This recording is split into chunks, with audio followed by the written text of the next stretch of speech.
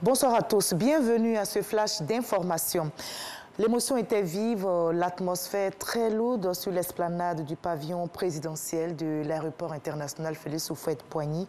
La Côte d'Ivoire en pleurs vient d'accueillir la dépouille de son Premier ministre Ahmed Bakayoko, décédé le 10 mars dernier en Allemagne. Plusieurs Ivoiriens se sont mobilisés autour du chef de l'État et de la famille biologique pour accueillir celui qui s'en est allé dans sa 56e année, créant ainsi un grand vide dans le cœur de tous. Le chef du gouvernement, maire d'Abobo, laisse un fort sentiment d'inachevé dans ce monde des vivants, particulièrement sur la scène politique. Tous lui rendent hommage.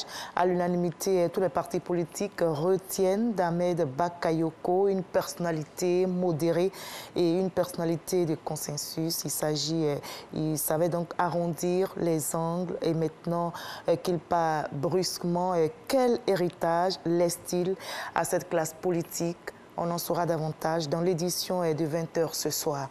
Avant cela, hier vendredi, le RHDP, son parti, est allé présenter ses condoléances. Condoléances à la famille biologique du Premier ministre Ahmed Bakayoko, une manière pour le parti au pouvoir de rendre hommage à l'un de ses plus hauts dirigeants pour le travail accompli et prendre ainsi toute sa part du deuil auprès de la famille éplorée. Mama Traoré. 48 heures après l'annonce de la tragique nouvelle, le RHDP vient porter sa compassion à la famille de celui qui était jusqu'à mercredi dernier son vice-président et coordonnateur régional en charge des communes d'Adjamé, d'Abobo et d'Anyama. Une forte délégation composée de ministres, de parlementaires, d'élus locaux, de directeurs généraux, de cadres et de militants s'est ainsi rendue au domicile familial du défunt Premier ministre.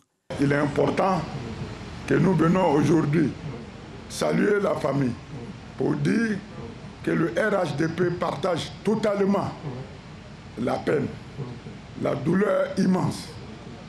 Et parce que la Côte d'Ivoire perd un grand homme, un homme courageux, un travailleur infatigable, un grand commis de l'État. Le RHDP aujourd'hui est venu non seulement témoigner à sa famille toute sa reconnaissance, à la famille Bakayoko pour avoir donné au président Alassane Ouattara, un de ses fils, un de ses dignes fils, et s'approprier le deuil.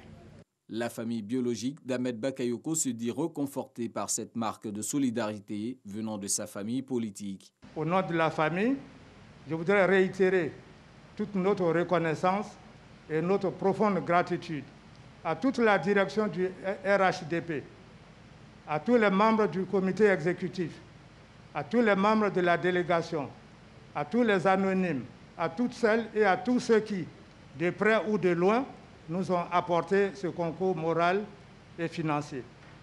À la suite du RHDP, c'est la famille de l'ex-premier ministre Amadou Gon Coulibaly qui est venue se joindre au Bakayoko afin de prendre sa part de deuil.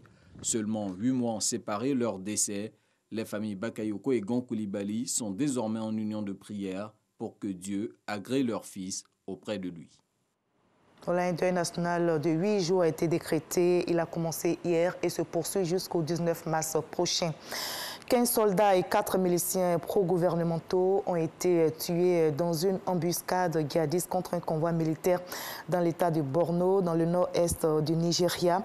Notez que l'armée nigériane a subi de très lourdes pertes ces dernières années face aux combattants de cette branche dissidente du groupe Boko Haram qui sème la terreur dans le nord-est du Nigeria depuis plus de 10 ans. L'ex-présidente par intérim de Bolivie, Janine Agnès, visée par un mandat d'arrêt pour sédition et terrorisme, a été arrêtée aujourd'hui samedi 13 mars dans le cadre de l'enquête sur un présumé coup d'État contre l'ancien chef de l'État, Evo Morales. L'annonce a été faite par le ministre de l'Intérieur bolivien. Plusieurs membres de l'opposition ont été arrêtés ce matin à Moscou lors du forum politique Russie municipal. Au total, 150 personnes ont été amenées dans différents postes de police de la capitale sans pouvoir bénéficier de l'aide d'avocats, selon une ONG. Les autorités ont justifié cette procédure dans la mesure où ces personnes ayant participé à un événement d'une organisation indésirable, elles ne pourront donc consulter leur avocat qu'au terme de l'enquête. On se retrouve à 20h. Je rappelle que la Côte d'Ivoire est en deuil par la perte de son Premier ministre Ahmed Bakayoko et le deuil se poursuit jusqu'au 19 mars prochain. À tout à l'heure à 20h.